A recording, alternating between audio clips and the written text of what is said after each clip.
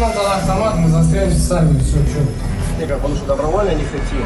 И отправляет меня в зону специальной военной операции.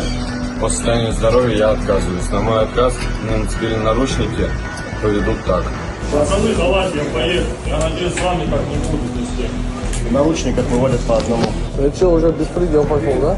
Вот хронический вирусный гепатит С в активной форме. Половину с гепатитом отправляют, то есть не хотят в армию заражали, что ли? Кого там онкология, он говорит. Просто приводят туда, забирают в Луганск, говорят, что якобы в тыловой район, а сажают в эти блиндажи, забирают сотовую связь и все, и, то есть потом на передовую отправляют на нули. В медроте при мне таких же, как я, и со стоподержателем, и вот как с нерабочей рукой, отправляли на ноль помогать копать блиндажи.